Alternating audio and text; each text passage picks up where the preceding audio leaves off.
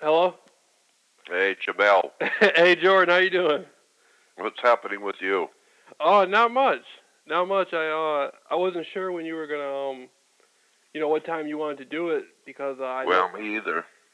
Yeah. Me either, but I just got up, and I'm thinking now's about as good a time as any. Yeah.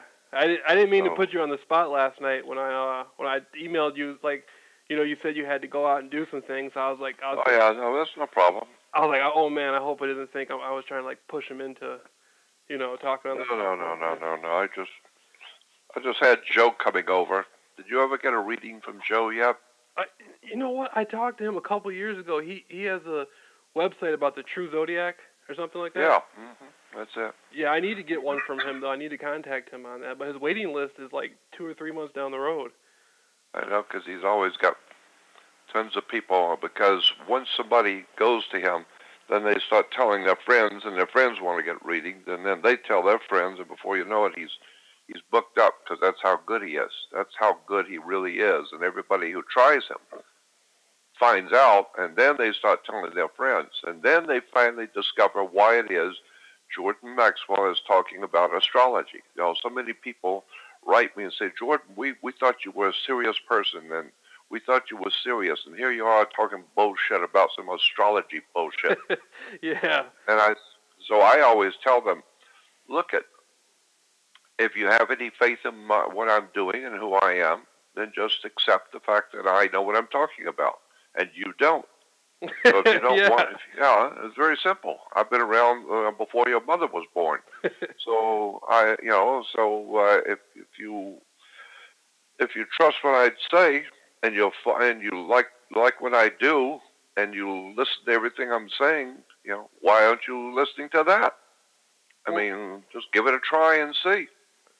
Yeah. And so then what they do, then they say, oh, Jesus, God, this is wonderful. This guy was sensational. Yeah, okay, well, that's what I said, so stick it up your ass. I told you.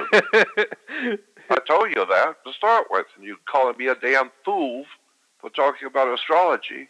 Then you're the fool for being so ignorant and stupid that you're not following your teacher. I told you. He's good. I wouldn't put my name and my reputation and my work on the line for somebody who's just a friend that I just want to help. No. I know him. I've watched him for 16 years. He blows my mind every day when I talk to him. And everybody who's ever gotten a reading goes and tells their friends, and now their friends want readings. So I've never had one person get back to me and say it wasn't sensational. So I know what I'm talking about. And so I always figure anybody who wants to question why I'm promoting astrology, I always tell them I'm not promoting astrology, airhead. Go back and read it. I'm not promoting astrology.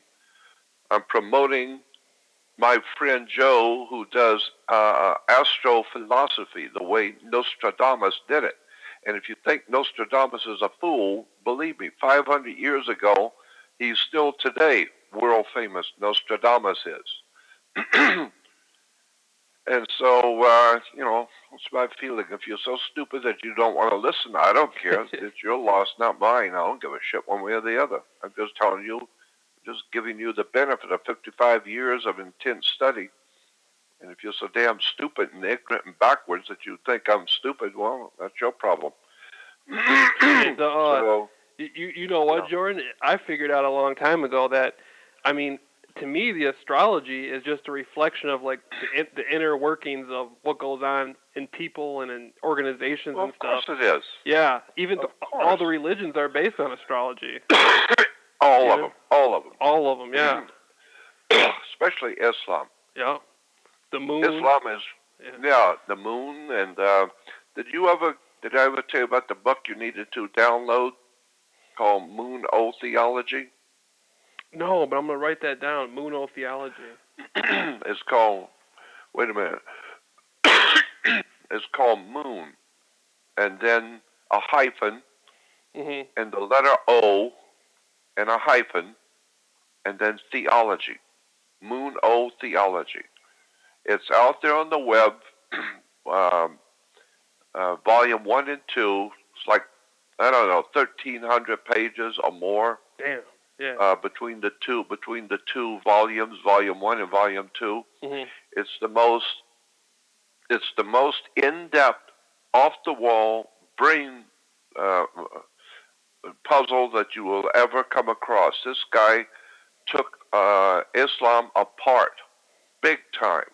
Goes all the way back to beginnings, way before Muhammad, way before the ancient pagan Arabic world, and explained Saturn, all of the esoteric symbols of the different planets, and how that all came down through the Arabic peoples thousands and thousands of years ago, and traces all of the documents, and just an incredible array of awesome research into Islam. Nobody has come near or close to what this guy did. It's about, I don't even know, I think it was 1,400 pages of diagrams, pictures, explaining where all this shit came from, what all the words in Arabic actually mean, not what the bullshit English-speaking peoples of the world have been told. No, but what does it actually mean,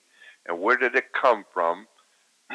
And I was so blown away by this book. It's called Monotheism, and it's part 1 and part 2 are downloadable for free. Somebody put it out there, and download it, and you will see what I mean. Anybody who's interested in Islam should fucking take a few minutes out of their worthless lives and read this shit. This will blow your mind. Yeah. George, that's funny because you know what? I've just been in the last few days. I got a copy. I got a copy of the Mormon Bible book, and I got a copy of the Quran.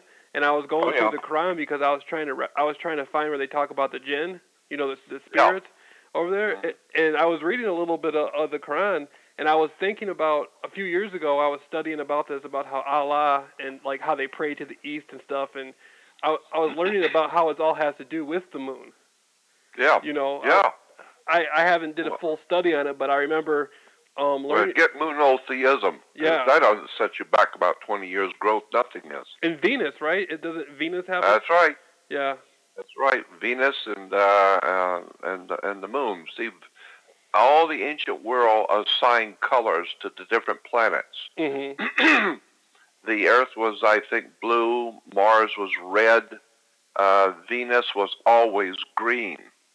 That was always. Well, all the ancient cultures of the world assigned colors to the planets, and they were always all the same. Of course, the sun was yellow.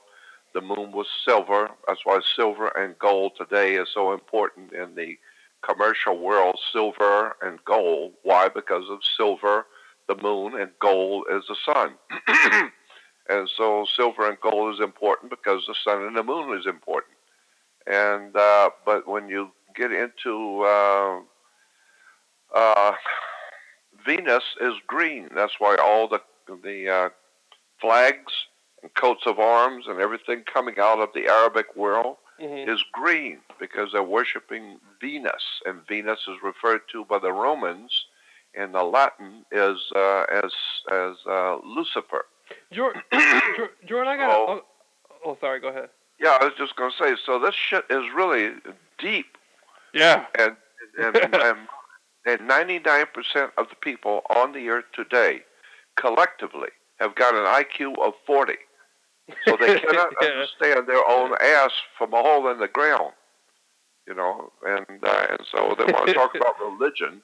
You need to get a mirror and look at your ass and get your head out of your ass and wake up and understand that there's a whole world out there of knowledge and wisdom and occult, you know, symbols and words and terms that have been developing over the past 15,000 years that people have no idea in the world about. All they know is Paris Hilton got laid and the basketball's on tonight and the beer is cold. And they're out of a job and they're broke and their house is being taken away from them and they've lost their job. But at least they got baseball and a cold beer and watching TV, if nothing else. Yeah, they don't even read. They have no idea. They don't even read the TV cable guide. No. Jordan, you know what? I got an uncle who's let me put it like this. When I was going through my situation with the court system I was telling you about before, I even told the judge, like, after they cleared the courtroom and I left, I was telling the woman in the hall, she was a clerk, and I was telling her I was factually innocent and stuff, and she was like writing this shit down, right? She was like, factually innocent, and she was writing all this shit down, and she said, well, are you one of the Moors?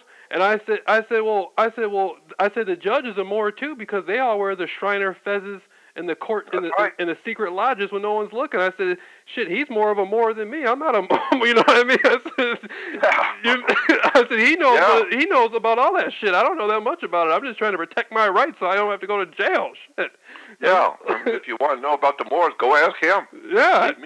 Yeah, Jordan, they all wear feathers. They all wear Islam, like they wear a bunch of Islamic shit. The judges and shit, the prosecutors.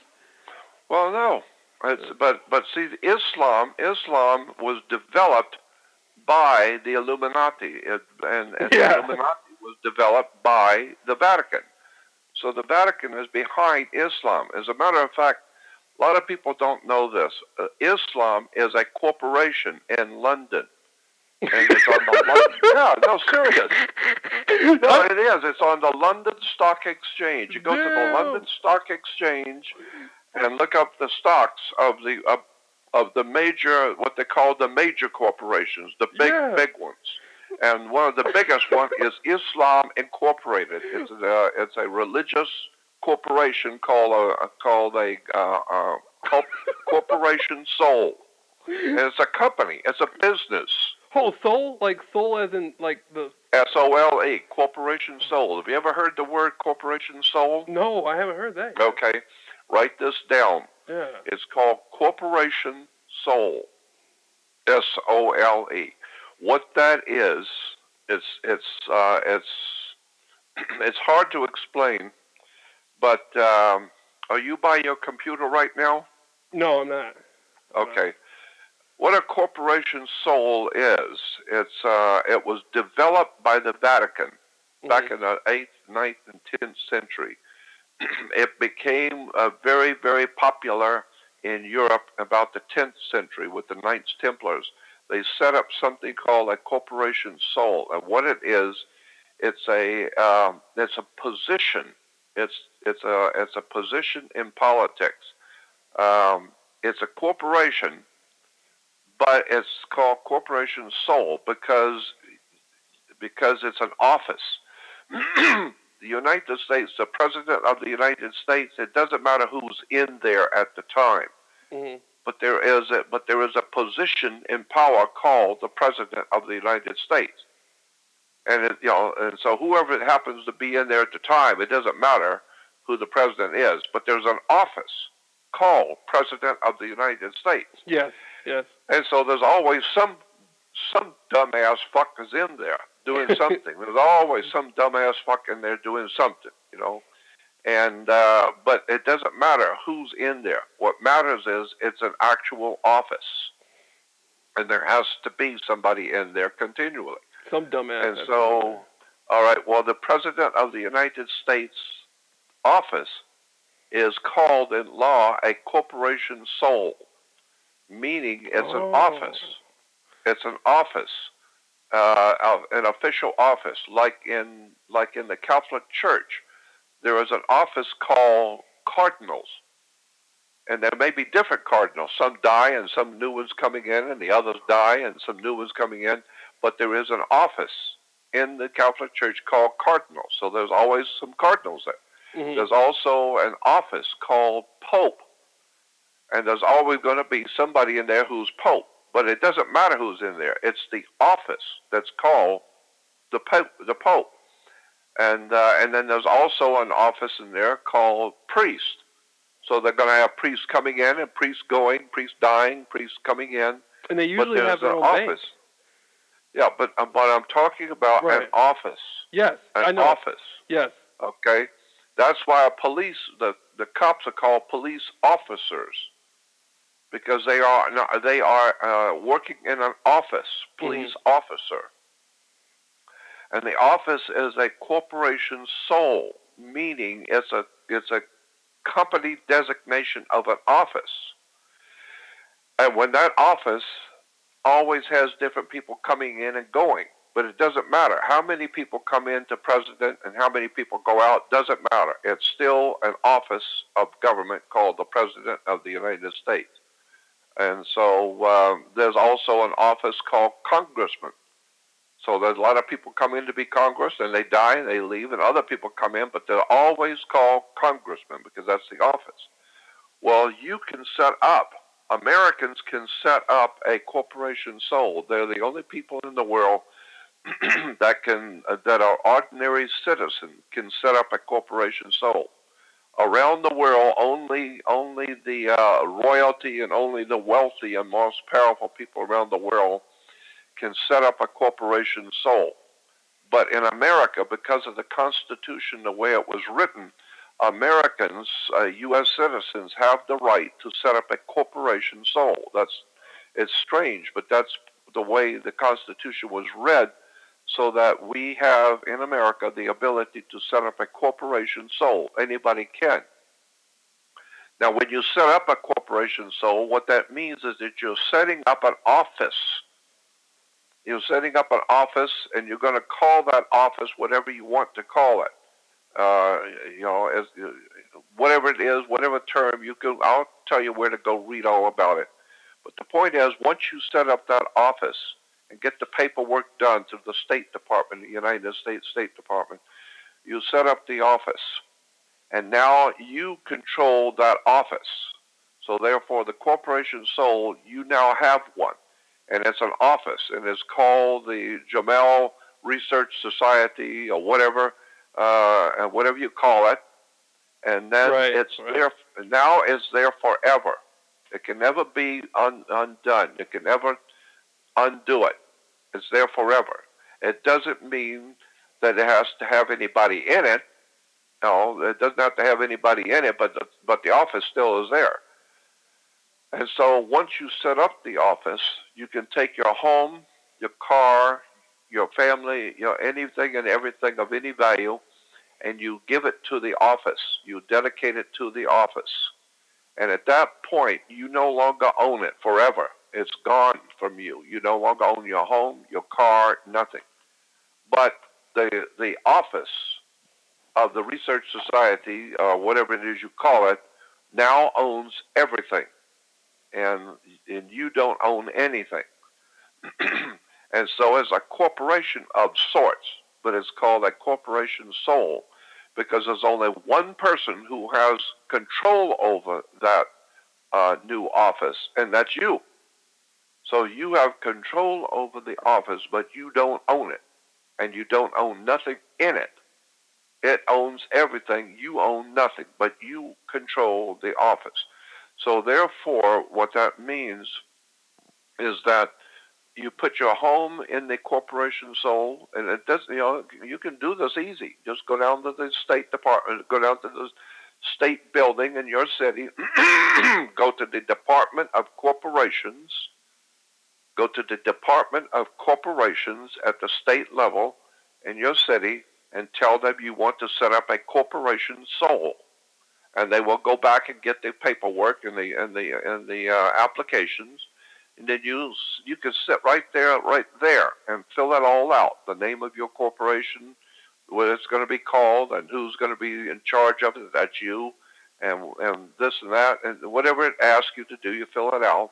And then in about 2 weeks, you'll get a letter back from the state saying that your corporation soul is now registered, and you now have a corporation soul. At that point, you then put your car into the corporation soul. You give it to the corporation soul.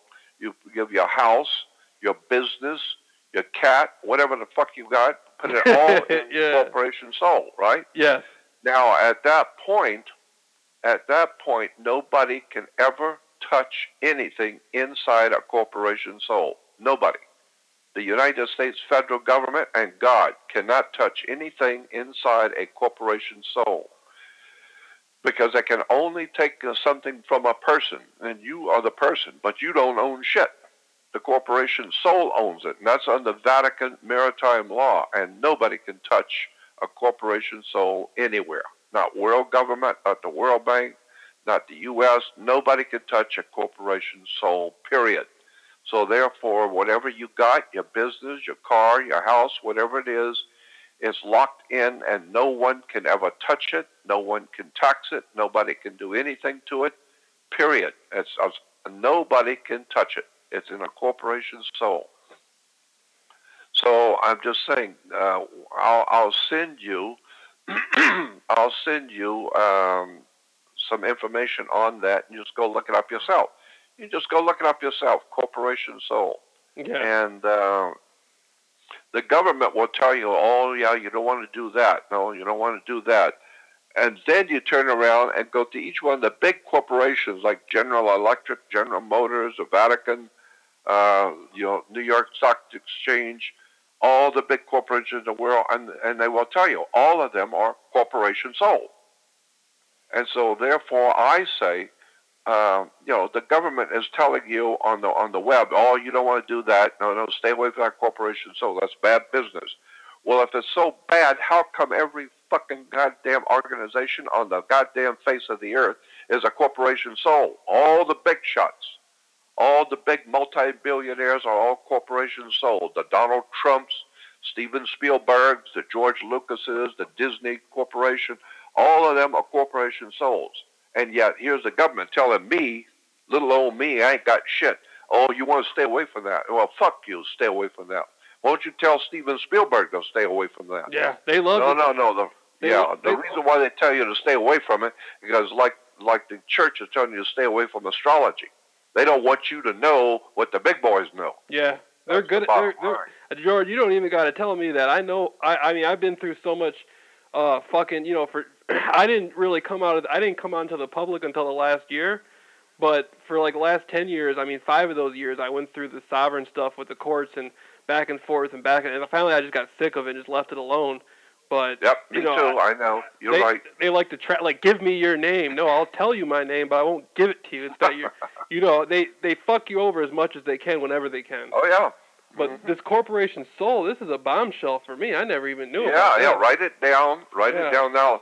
There's also a book out there, a couple of books. Yeah. And the books, one of the books you will see a Catholic cardinal on the face of the book. It's a very famous book. And so go on the web and go to image. You understand what I'm saying? Yeah, Google Images. Google image and then type in corporation soul. And it will be, first thing will pop up is a picture of the book. There's a book put out by the Vatican showing a cardinal on the face of the book. And the name of the book is Corporation Soul. And it explains how the Vatican, through and British Maritime Admiralty law, set up something back in the 10th century called Corporation Soul.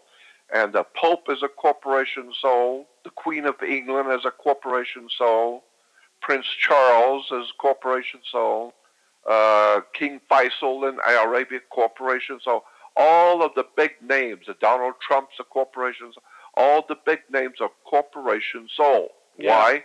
Nobody can touch them. That's why they can piss on you, rip you off, do anything they want to do, and you can't touch them because they don't own nothing, ain't got nothing, and don't have nothing. So nobody's going to be able to sue them because they ain't got nothing. Yeah. But they control the world. Why? Because their world is in a corporation soul. Yeah. Now this makes sense to me why people don't really do no jail time after they after That's right. When they kill a village, they kill a whole village to build a pipeline over in Nigeria somewhere, but nobody does any time behind it. Now it makes sense. Why? But because the corporation is in a corporation soul. Yeah. And the Vatican and British maritime law has locked that in on the earth. So all over the world, powerful people have quietly, unbeknownst to anybody, set up a corporation soul for themselves. So now they can do whatever they want. You can't touch them. Jordan, speaking of the Vatican money, you remember Robert Calvi, the God's banker? God, yeah. Roberto Calvi. Yeah, Roberto Calvi. Yeah, check this shit out. Mark Lane, right? The guy, the Jones, you know Mark Lane and all that, right? Okay, Yeah, I know all about him. when he was in Jonestown, all that happened. He had a woman named Terry Buford, pregnant in his home in Tennessee. Terry Buford was the financial aid to the People's Temple, the Jonestown thing, and Oh yeah. she was. I mean, these people had millions of dollars spread out in all kinds of different bank accounts all over the world. But one of the ones that was interesting was leading back to Panama, and it was under the name of Saint Peter. It was like it was in Latin, but it was under the name of Saint Peter in Panama, and it was connected to a guy named Archbishop Paul Menakis, who had like 12 ghost companies. Oh yeah. He had like 12 ghost companies. Yeah, but the thing is, he was head of the Vatican Bank, Paul Marcinkus. Yeah, he was. He was the president of the Vatican Bank called Paul Marcinkus. Yeah. And he now today, the last time I heard, was living in Arizona. He lives in Arizona. He's got a huge, big, enormous estate in Arizona, and he plays golf every other day. And every now and then he will go to the Vatican to say hello and wish everybody a Happy New Year, and comes back and lives in his Vatican and lives in his enormous estate in Arizona as the president and the chairman of the board of the Vatican Bank. And but he grew up in Chicago, and his best friends were Al Capone and all these gangsters. Yeah, he's an Italian mafiosi. Speaking of Capone, I saw something like that. You know that movie Godfather with Robert Duvall? He was a lawyer. I saw where I was reading about like the early 1920s and stuff, and the early 1900s and the mid 1900s, where it was Al Capone's consigliere was like calling all the shots in Hollywood as a big lawyer consultant guy.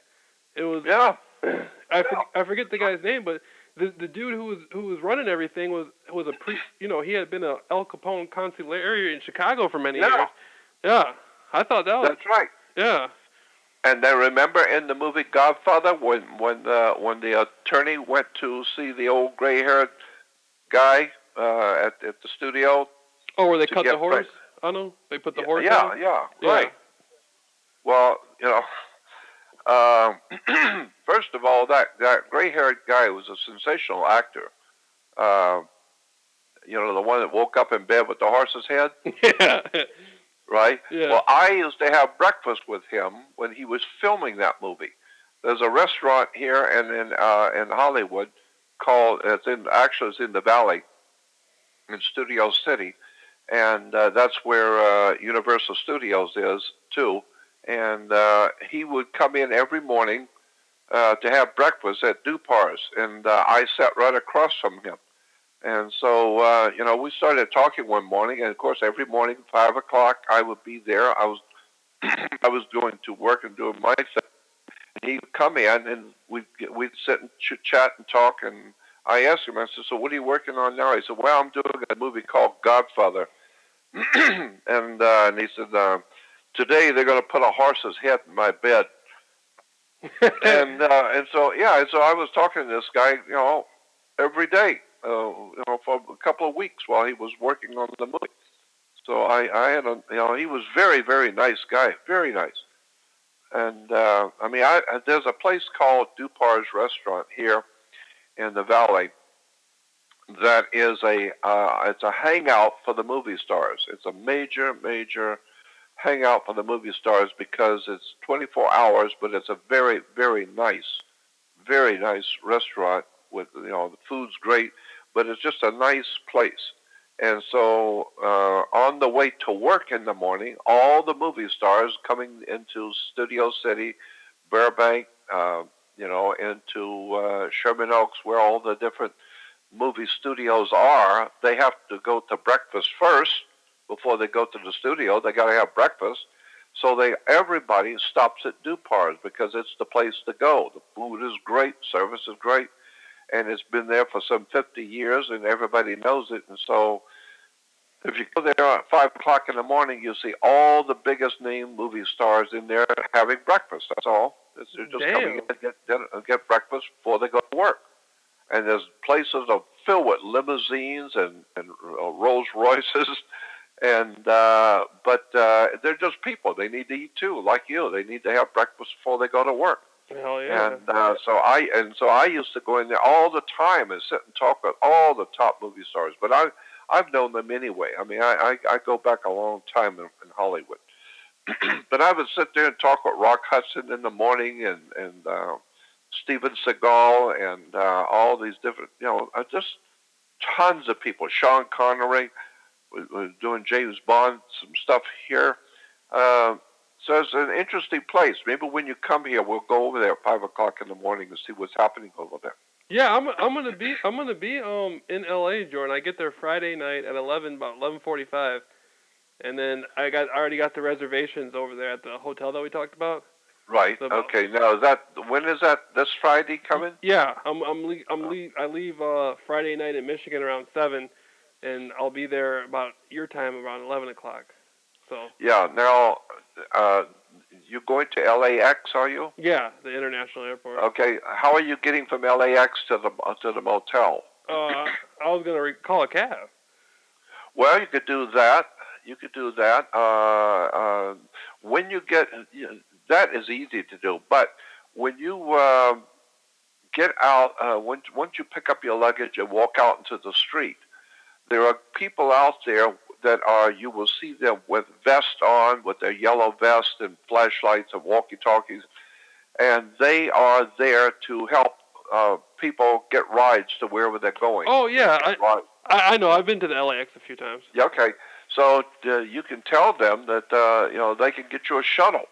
Just tell them I'm going to Woodland Hills, and they know exactly where Woodland Hills is. It's Woodland Hills, and tell them I'm going to Woodland Hills, and they'll say, all right, hold on, and then they'll call, and they'll say anybody, they'll call all of the shuttles at the same frequency, and they will say, we got a guy who needs to go to Woodland Hills.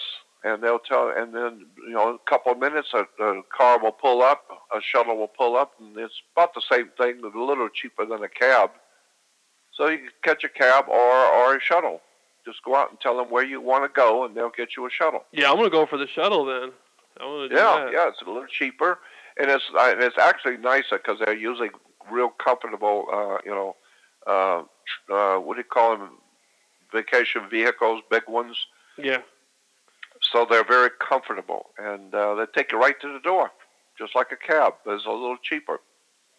Yeah. I can't wait to get there because I've been in Michigan through this whole winter thing, and it's just enough of that shit's enough, right? Yeah, I love entering Los Angeles. For me, to me when you're here, when people say it's cold, to me it's like we get 20, 30 degrees, down below zero. Oh, yeah.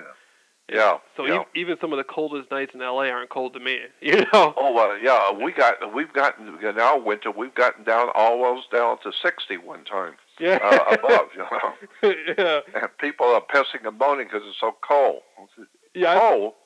I saw a guy wearing the air conditioner in the office is about 60. It's comfortable. Yeah, I saw a guy wearing a winter cap, like a ski cap, in LA. Yeah. And I'm like, what the hell is he wearing that for? It's not cold. Well, that's because he's mentally deranged. Yeah. Yeah. They probably let him out of some kind of a mental ward in a hospital or something. Yeah. Hey, Jordan, you know what? I remember you were telling, man, you were I was listening to your show one time, and you were telling this really good story about how you were doing this thing with all these spiritualists in LA. Like they were. Oh yeah. That was called US of A, United Sensitives of America. Yeah. Is it real? The other, you know what? There's the other thing is, are you going to rent a car while you're here? You know what? I was thinking about that, but I don't have a real license. I don't. I always use the other stuff. I don't have no real by the book, license, as they say.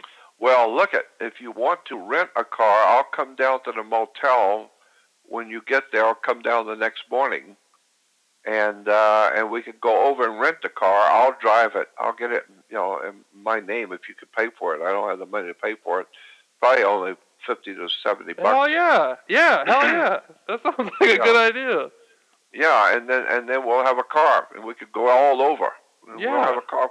How long are you figuring on being here? I got it. I got it at least a week, but my thing is negotiable because I bought insurance for my ticket back, Okay. and Okay. it was a good So, deal. It was only $400 to get a round trip, and then because I oh no, that's very good. Very good. yeah, Yeah. with the insurance, now I can extend it or something. I can call them, and it sounds like I'm gonna be able to figure something out with them. You know. Yeah. Okay. Well then, yeah, I'll come over and I'll have my friend drive me over because I don't have a car either.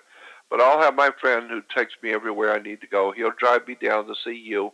Then he'll take both of us over to the over to the rental, and we'll get the car, and that's it. No big deal. Yeah. And then I'll I can keep the car since you can't drive it anyway. I'll keep the Yeah. car, and I'll just come pick you up in the mornings. Uh, Yeah. That's a. yeah, it sounds good. Yeah. Jordan, were you in L.A. Okay, you were in L.A. in the '60s too, right? Like the early '60s. Oh yeah, I was here from '59. I got here in '59. Jordan, it sounds like in the early '60s. Like when I look back and I listen to all the different groups, no matter if they're whites, blacks, Hispanics, whatever group it is, it sounds very serious and very practical. What they were talking about. It looks like when it got to the later '60s, things had gotten really goofy a little bit. Oh yeah. Well, you know when it started was with the assassination of Kennedy in '63. Yeah. Because before, and when I got here in '59 and '60, '61, '62, it was an incredible place. This Southern California, especially L.A., was one incredible place. But after the, it's just in a whole different world. And after the assassination of Kennedy, everything turned to shit. Everything started going downhill quickly. All kinds of stuff started happening to just destroy Los Angeles, to destroy the country, actually. But LA began to really feel it quick. And then soon after that, 66, 67, 68 is when the big riots were breaking out all over Los Angeles. The cities were burning, riots, crime was out of control. It was interesting. I've seen it all. I was here before. I was here doing, and here after. So yeah. I've seen it all. I was listening to Malcolm X speak about why he had left the Nation of Islam, about how Elijah Muhammad had a bunch of children with pregnant girls. I mean, he impregnated a lot of teenage young girls. And the story was, what Malcolm was saying is like the girls were getting in trouble for doing this. He was saying that the girls had committed a crime by doing this, like not admitting that he was the father, you know? But then Malcolm X had brought up something very interesting Malcolm X was saying how Elijah Muhammad was causing violence to blacks. All the violence that came out of the Nation of Islam at that time was on other blacks. You never. That's right. And so I was listening to Malcolm X say that. I really thought about that. I was like, wow, man, this guy must be working for the Ku Klux Klan or something, because because some black guy in the Nation of Islam does something. They take him on the alley and beat him up or shoot him or something. But you never heard. But when it came to the police were shoot the blacks. But the blacks that got shot, there was never any type of attempt to try to stop it even, or any type of. It's almost like the power that saw to it the Honorable Elijah Muhammad was there was a power of the establishment itself. That's exactly right. That's what he knew. That's what he. And the Nation of Islam was started by a white man, a Jewish man. By a white man. Yeah. Yeah. Yeah, a Jewish guy. Yeah. Yeah, and Jordan, check this out. The zebra murders, I was studying the zebra murders some more, and check this out. A lot of these hits that the zebra murders were, they were meant to be racial attacks from blacks on whites, but I'm finding out a lot of these people that were dying, these were like people who were like going to speak out or witnesses at a murder trial. A lot of it seemed like the people who killed, they were killed to silence them. Same thing with the Zodiac murders. It almost looked like a lot of stuff was like hits, like British London underworld hits and mafia hits. No, that's exactly what they were. Precisely what they they were. That's it. Yeah, the serial killer, like even with like Ted Bundy and Jeffrey Dahmer lies people, there's like an overlay that this is all serial killings, but in reality, these are like orchestrated military industrial complex hits. That's exactly what they were. That's precisely what they were. They were orchestrated. They've always been orchestrated all the time. It's a very simple concept once you see it for the first time. It's very simple. When you got a ship the size of the Queen Mary or the Titanic, you cannot turn that thing around like a Volkswagen. It don't work. Right. You got to plan 10 to 15 miles ahead. For every time you're going to change course, even a little bit, you got to do it 15 miles first before you want to turn and plan it, because that ship is too large, too huge, too heavy. It's got centrifugal force, so you got to plan ahead to turn something that big. And so that's the way the ship of state, because you're on a citizen ship. So the way that the ship of state works is they have to plan things, way out ahead to turn the citizen ship in the way they want it to go. Mm-hmm. So they will kill somebody, and they will purposely go out and kill some people, which will then cause the other people. For instance, the whites will go out and kill some blacks. Then, now the blacks are ranting and raving about somebody killed one of theirs, and then the government has to come in and settle all of this and take charge. It's all orchestrated. The whole thing, all of this stuff is orchestrated. Period. Yeah. And people don't see it, and it's continually. And another thing which is overwhelming and obvious to me is that every now and then, they don't do it all the time, but every 6 months they will have somebody do something, like they'll send one of their agents into an airport and have a gun on him. He'll have a gun on him. and the airlines are in on it, and so the government tells them, all right, we're going to send the guy in. Here's his name, and he's going to have a gun on him. So let him go, let him get on the plane, and then we're going to arrest him. And so the guy goes in, he's got a gun, he gets on the airplane, and then all of a sudden they find out, oh my God, this guy's got a gun, and the FBI rush in to arrest him. And then the next thing you hear is the government say, well, look, this is horrible. This is absolutely unreasonable. This guy walked in and got in a plane with a gun. We're going to have to get tougher. We're going to make these laws tougher. We're going to have to make the laws tougher. And so they got a good reason, because this guy snuck onto a plane with a gun. Obviously, somebody wasn't doing their job. And so now we got to make the laws even tougher, even more stiffer. That's exactly how they do it. So instead of making the laws stiffer every week, no, we'll just do it every now and then. We'll give it a little excuse. Somebody did something and we didn't catch it, and so we've got to make the laws tougher. Basically, all they're doing is little by little, they're squeezing and turning the screw tighter and tighter and tighter until one day you can't even belch unless you go to prison.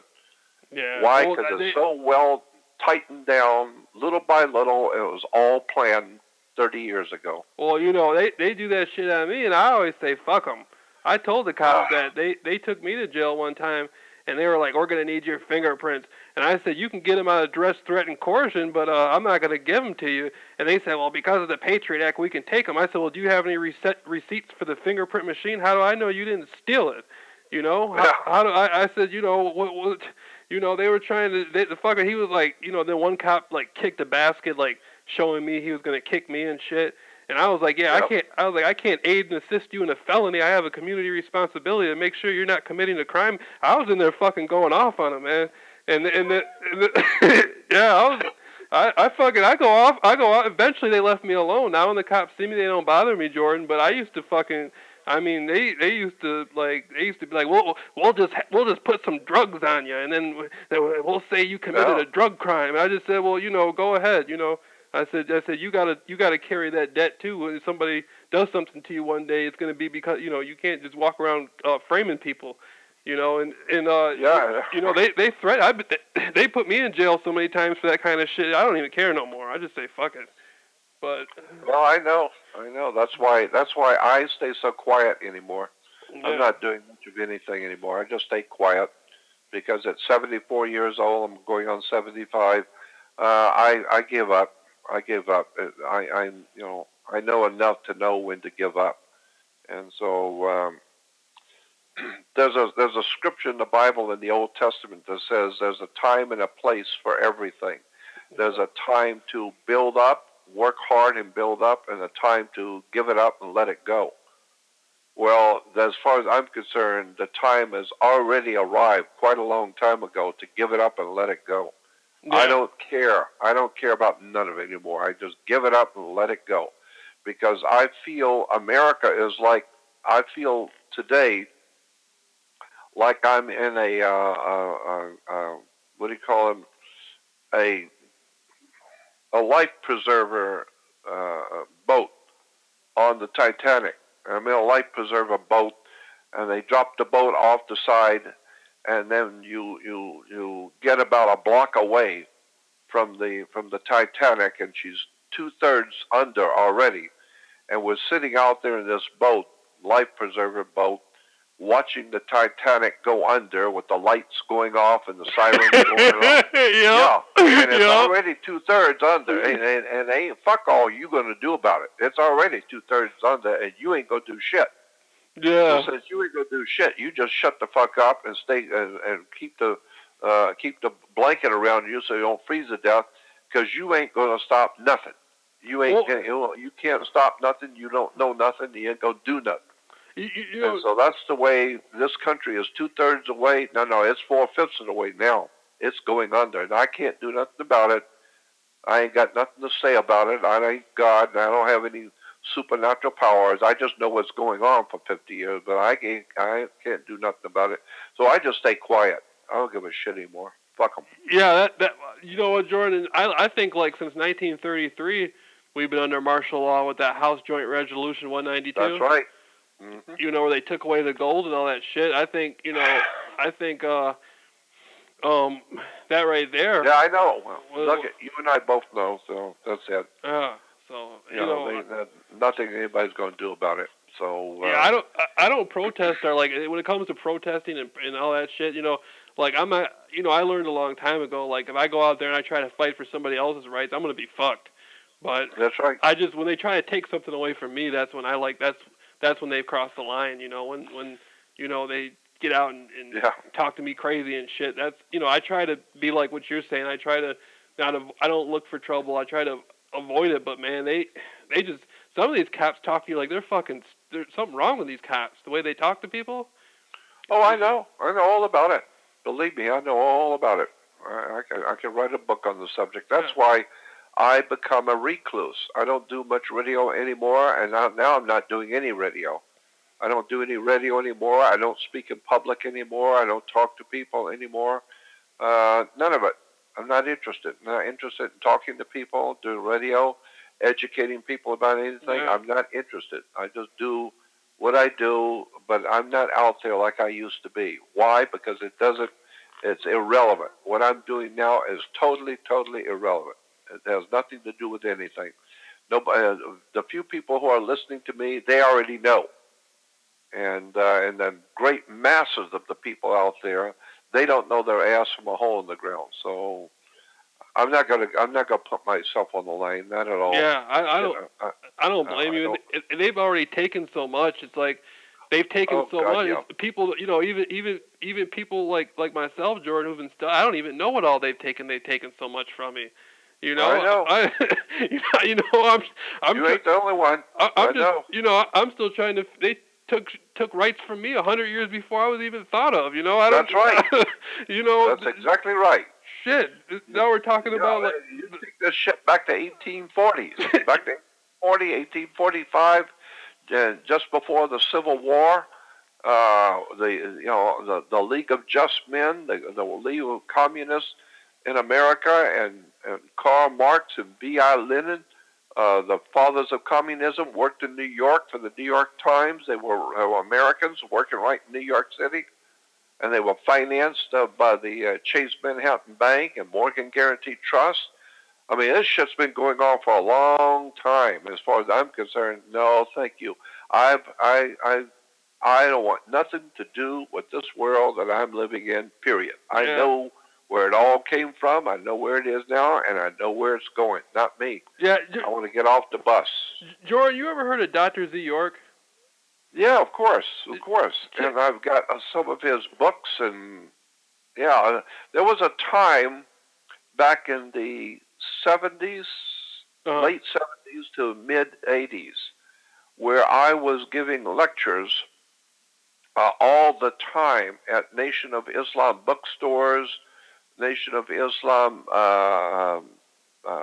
meetings, etc. I've given big lectures and big seminars, 2 and 3 day seminars for the Nation of Islam, and so I knew all of those authors. I mean, I could go through all of them. I knew them all. I used to go to the bookstore, Nation of Islam bookstores. I had all the books.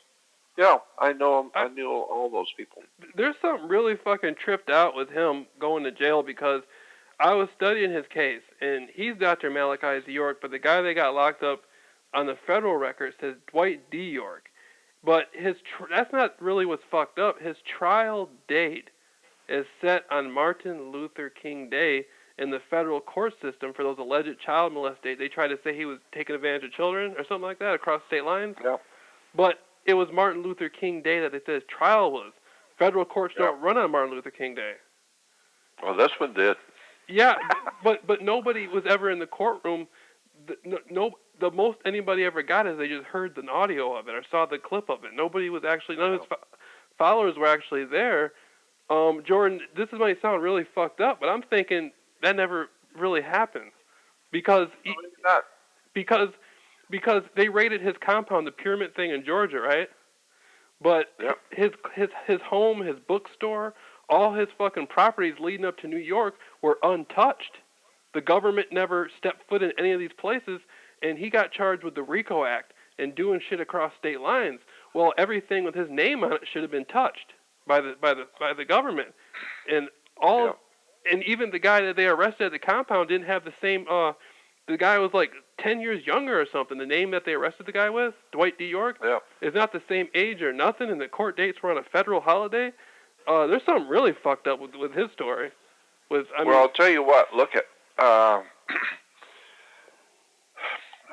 don't think it's very wise for us to talk much, on the phone. But okay. I feel. But suffice it to say, but what I will say is that I'm not interested anymore in any of this politics or social politics or the body social and all that kind of thing. I don't care about the world I live in. I don't care about the politics of it. I don't care about nations and countries and peoples. I don't care about any of that. I've already been there and done that 50 years ago.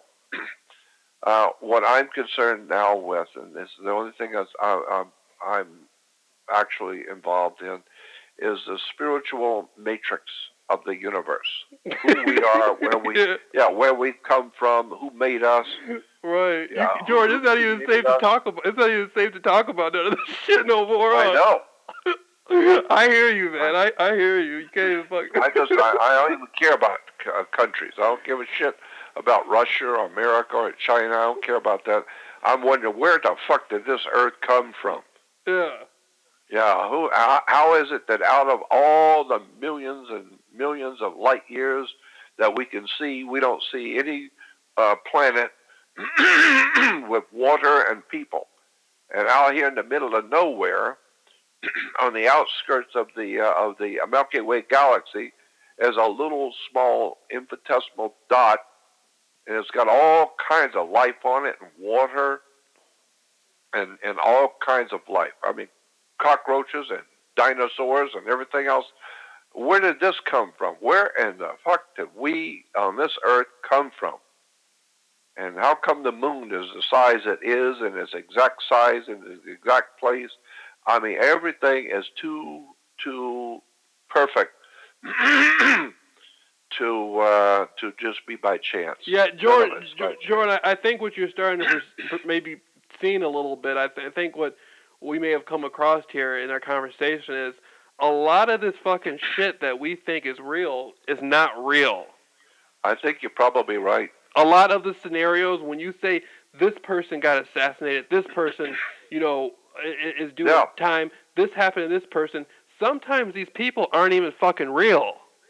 No, I totally understand that. No, I mean, I've got a lot of goddamn stuff I've been saving for years showing that Muhammad never lived. There was no man named Muhammad. Right. And some of the best Islamic scholars have written, scholars who live in Europe have written books about there was no Muhammad. He never lived. There's just a story.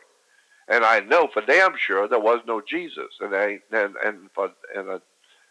can prove beyond a shadow of a doubt that everything in Judaism is a lie. None of it ever happened. There was no King David. Jordan, I was talking more about I bought a little paperback about the Civil War, and about Professor Thaddeus Lowe. Yeah. And the secret societies like the Knights of the Golden Square and Triangle, and I'm starting to come across the conclusion that maybe Abraham Lincoln might not even been killed, or or maybe he did, but the person they said they didn't do it, or maybe Jordan, situations like, what if it turned out that some people that we think were assassinated never really were assassinated? Yeah, I know. Or they never existed. How we talked about the prosthetic mask and stuff, the fake faces and shit. What if these people aren't really real? Well, I mean, they made television shows about that same subject, many years ago. What about Wild Wild West? There was a TV show. TV show was sensational. Yeah. It's called Wild Wild West TV show. They made a movie a few years ago, but no, there's a TV show that was one of my favorite TV shows because it was so well done. Called Wild Wild West, and it takes place in the 1870s, 1860s. In the Wild West in the cowboy days, but it was so well done, and it showed how the president was not the president. It was somebody who had a facelift and made him look like the president, and so some gangster was not really a gangster because he never existed. And that's what the whole show was all about, how all the lies, deception, and bullshit, and the great things which happen on the world stage didn't happen at all. You remember the movie called Wag the Dog? With Robert De Niro? Yeah, with Robert De Niro. I saw bits and pieces of it, yeah. Oh, yeah. You got to go back and watch that. It's about how they put together a war, and when in fact there was no war. But they went to Hollywood and got on sound stages and with the computers make it look like there was people dying here and the bombs blowing up there and all these terrible things going on. While actually in the real country, nobody knew anything about it. It was all being done in Hollywood on a sound stage. That's why they call it Wag the Dog. Yeah, but in Jordan, it's one thing to talk about this stuff, but, Hollywood makes this stuff, but when you really start, catching this stuff happening, that's when it looks tripped out. I know. Because Jordan, but I catch shit, and 90% of the shit I catch, I don't talk about it because it's so strange. You don't even know what to say to people. How do you tell somebody something like that? You just I know. That's why I don't talk about it. That's exactly why. Right. I don't talk about it either. It's too fucking off the wall, and half of it I don't even believe, and I'm going to try and tell somebody else about it. So. I understand. And besides, now it's dangerous to talk to anybody. It's dangerous to talk to anybody about anything because they will report you to the authorities. The way people are today, they're so fucking stupid. if you try and explain something to them as intelligent, all they know is football, and they're scared. They'll call the police on you. Jordan, I came across some stuff, man. It's not nothing really dangerous, but I came across some stuff where I think like this was in Hollywood, and it was the last time I was there, and there were these people selling tour tickets, and I don't think the people were human. I'm for real. I'm for real. It looked like they had like Yeah, so you take a tour, you buy the ticket, and you're going on a tour, all right. Yeah, but you ain't coming back. Really? That's what they do? No, I'm saying that I've heard things like that. You know, where they're selling tickets to go somewhere, and you think you're going on some tour. You know, well, you are going on a tour. You know, but where you're going, you don't want to know. You know. What? Yeah. So. What's that about? Well, I mean, there's all kinds of shit I can tell you about when you get out. I don't want to talk on the phone. Yeah. But the point is that I am not interested to talk about anything in public anymore. Right. Period. I've given up. I look at the American public. Have you ever seen those television, those things on YouTube? Americans are stupid, or stupid Americans. Have you ever seen those videos? They got some guys from England who came over here, and they've got about 4 or 5 of these 10-minute, 15-minute things that they've got on YouTube called Americans, Stupid Americans, or something like that. And what they do is they go around the country from England. They come here, and then they go around the country interviewing Americans about life, about things, about the war, about space, anything. And you should hear how fucking stupid these people really are. Mm-hmm. And it's funny. It's great stuff to sit and watch it. It's a crack up. Asking people, you know, about the Al Qaeda. What do you think about Al Qaeda? And then one guy says, "Well, what team were they on? You know, is that basketball?" No, it's football. Yeah. Who do they play ball for? Yeah, and then they have a big board, a big easel, and on the easel on the board it's the world map, and on the world map they have Australia, and they have names of countries. But they have in Australia they put New York, and then they asked us some poor dumb fucking in New York, and the U.S. Can you point out New York on the map? And says, oh yeah, there it is. They points to Australia because it says New York. So it just shows the IQ of the human being today on the earth is so far gone. There's nothing to argue about. There's nothing to discuss. It's over. Just go on the web to YouTube and put out and type in "stupid Americans" and watch that shit. And if that doesn't blow your mind, nothing will. Oh shit! All you gotta do is just go outside for that. Just go talk to them. Just go talk to somebody. Yeah. If that doesn't set you back 10 years growth, nothing will. So. Yeah. Incredible. Yeah, you know what? I've been trying to like lately. Okay, you know how people talk to spirit guides and stuff? Yeah.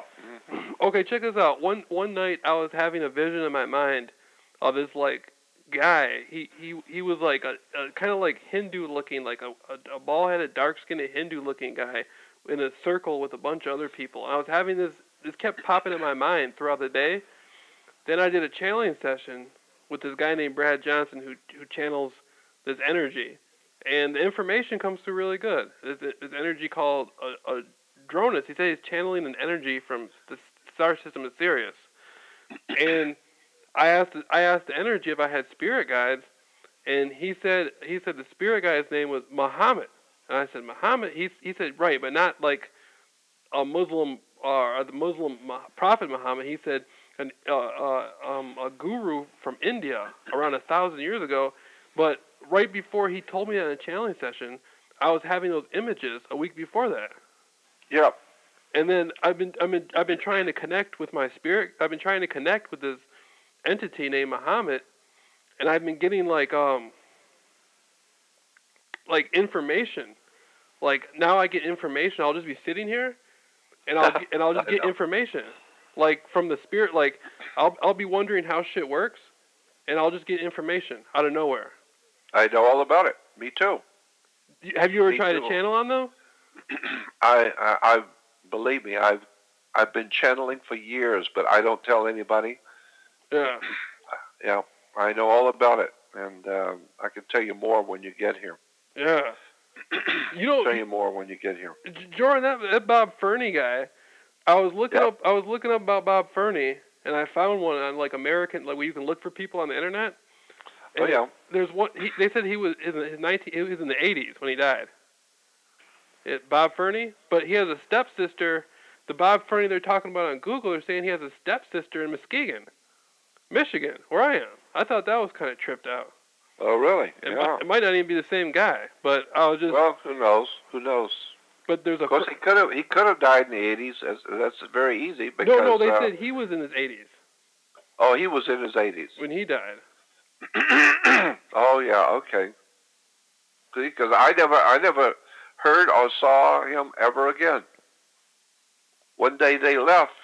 I went over there on a Saturday morning to the house, and the house was wide open. All the windows were up, all the doors were open, and there wasn't nothing in the house. They gone, just left. The girl didn't tell me she was going. Nobody called and tell me anything. They're just gone. And never seen them again. Or maybe the house, maybe they had like a similar house, and a reality just next to your reality, and they're still in their house, but they just shifted realities or something. You know what I mean? Who the hell knows? Something crazy like I don't know. I know that kind of stuff happens all the time. I've heard all kinds of stories from people all around the world of that. What do you call it? Realities, universes, two universes existing at the same time. Yeah. I'm trying to remember what the term is. I've heard too many stories. Yeah, parallel universes. Yeah. Yeah. And I've heard way too many stories from older people, military people, professionals who have had brushes with the parallel universe stuff happening. So I've heard too many stories. There's no doubt in my mind that stuff happens. No doubt in my mind at all. I don't know how it works, but I know it does work because I've heard too many stories. Yeah, Jordan, I was channeling that energy, that Muhammad guy, and I was getting like the energy that like I was asking about the giants. You know the Olmec statues? Oh yeah. Mm-hmm. And he was telling me that a lot of these giants were some of the first creations of the Anunnaki coming out of like the Sasquatch people. I would be a bit surprised. It makes sense to me. Right, and he says a lot of them didn't want to go along with the program, like work for anybody, and they just kind of like they didn't want to go along with the program, but the Anunnaki had cut their resources off in the areas they were at, like tampering with their resource, like saying, well, fuck you, if you don't want to work for me, you can't get no more water. You know what I mean?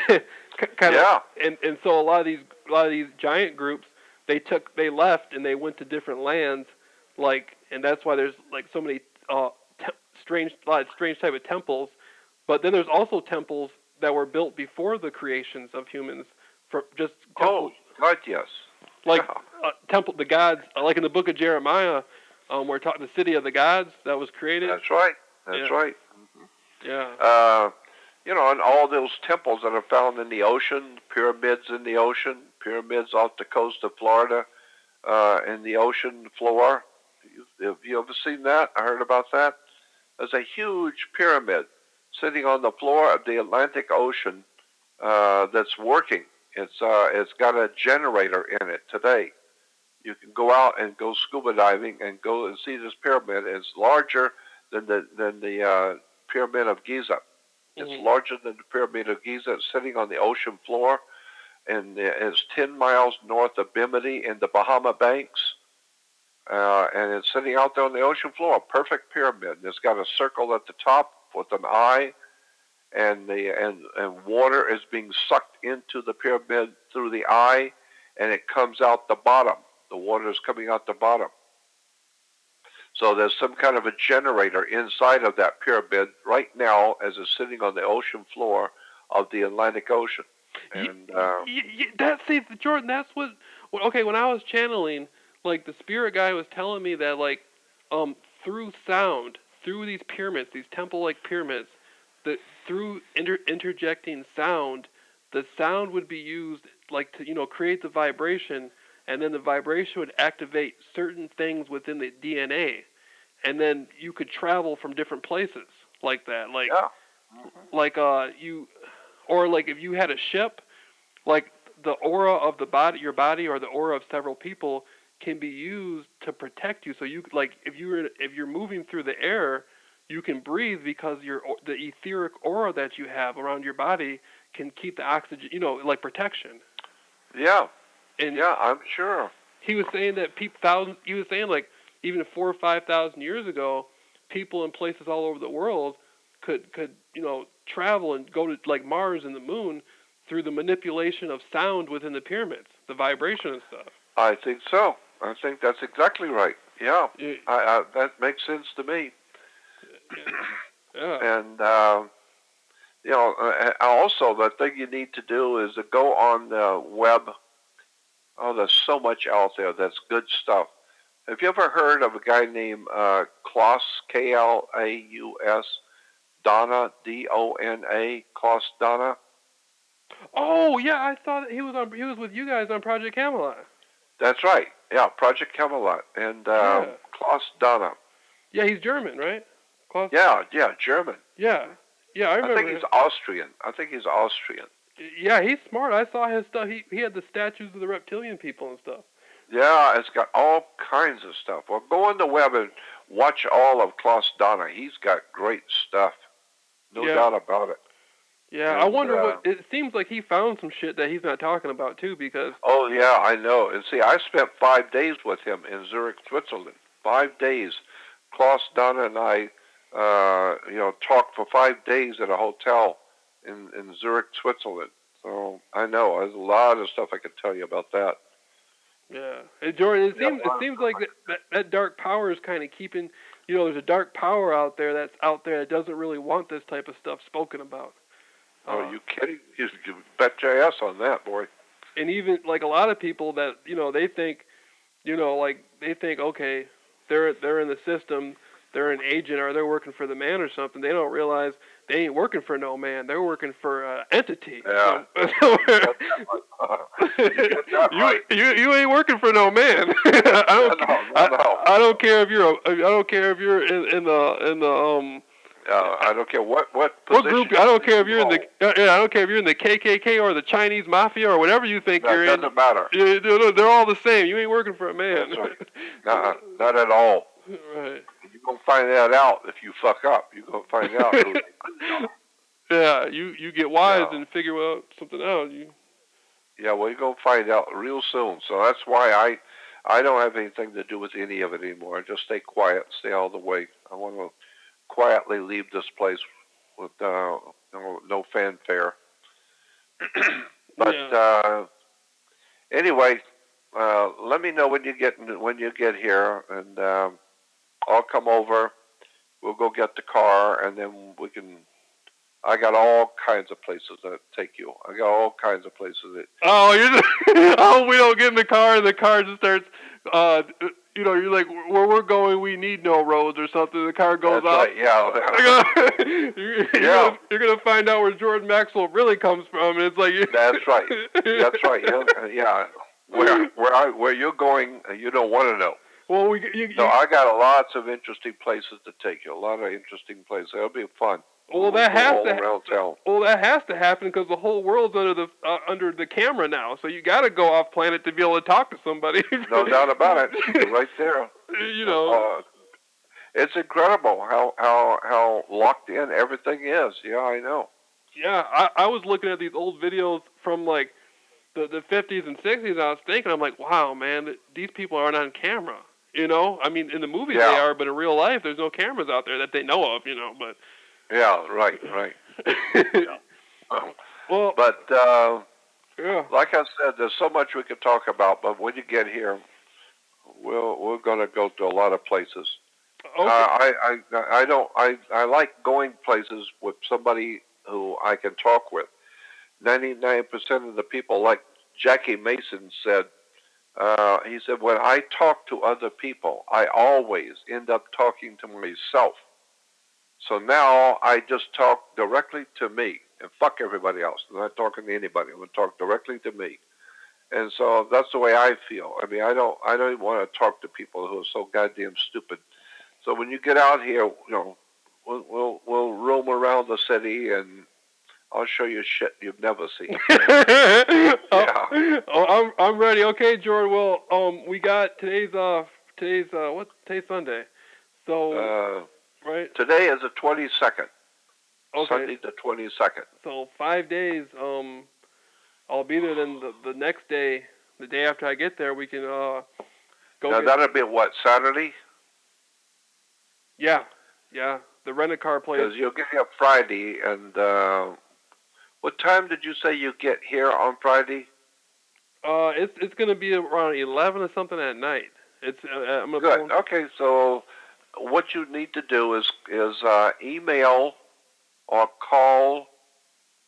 Well, actually, you don't even have to. You don't have to do that. I don't get up till late, like noon or so. So you just sleep in, and then I will call the hotel and get your room number. Okay. And or I have them call me or whatever. But I'll get to you. I know where you are. I'll get to you, and you'll have all my information too. So, did I send you all the information too yet? On my phone numbers and all that stuff. I got one phone number that was on the I don't want to say too much, but I got one phone number on one of the on an address. Okay, well let me send you all the information you need. I'll email it to you tonight or tomorrow. Okay. Well, hey. All the information you need, I'll send it to you. Okay, sounds great, Jordan. And then also, the mere fact that you're coming to the motel, I know where it is, and I can call them and get your room number, and I'll come over. So I know where you are, and I'll just come over Saturday and get you. Now, also, Joe, I might bring Joe. As a matter of fact, look at email me your birthday and where you were born and your birthday. And if you don't, that's all right. But if you know the time you were born, and I'm going to give that to Joe because he usually comes down. He lives about 20 miles from me, but he usually comes down on Saturdays, and we hang out together. So I'm going to have Joe look up your chart for you, and then when you Saturday when I come pick you up, I might come with Joe.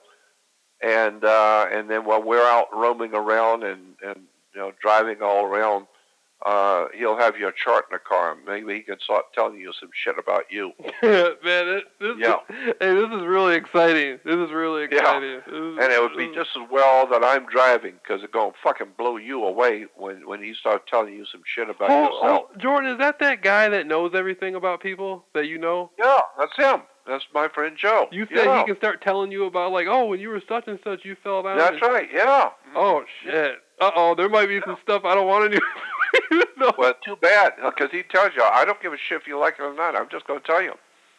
Oh, and here's what was happening to you last year. Here's what's happening to you right now. And I'll tell you what's going to happen to you in 2 weeks from now. Here's the date, and here's what's going to happen to you, whether you like it or not. Because I don't give a shit. I'm just telling you what... And, oh, man. And so my feeling has always been, I would rather know.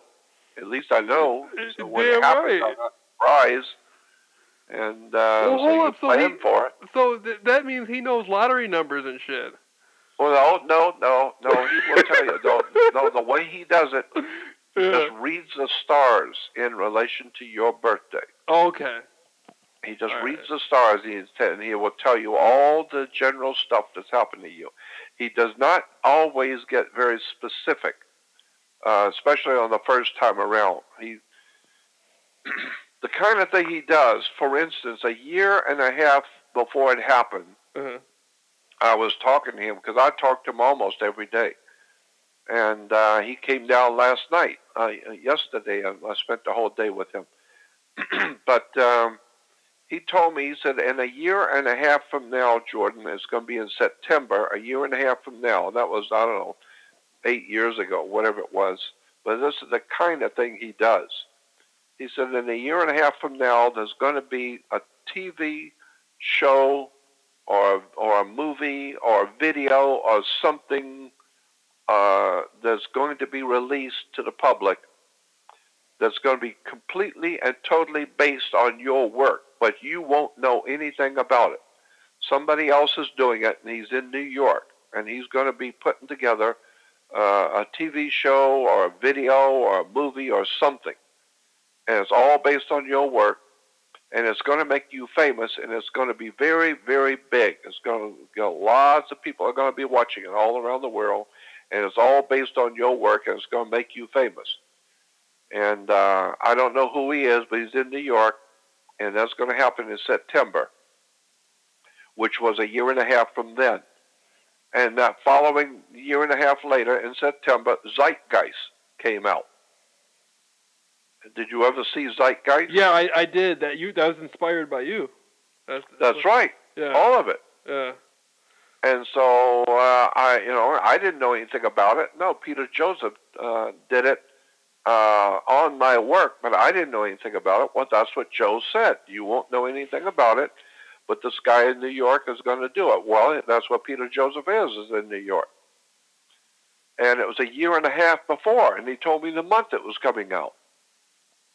So, I mean, that's just one of thousands of things he's told me. But that's the way he will do it. So anyway, I'm going to have him come down, and we'll go eat and go out to the ocean, sit out the ocean, and I'll have him bring your chart down. And that's really exciting right there. Yeah. That's really exciting. Okay, look, I'm going to go, and okay. I know where you're going to be Friday, so I'll contact you Saturday. And if you can call me on, and I'll send you all the information. I'll email it to you tonight, all the information, and then we'll talk when you get here. Okay, and I'll be sure to email you the information for the reading thing. And no doubt about it. Okay. Okay, Jordan, I'll talk to you later. All right, bye-bye. Bye.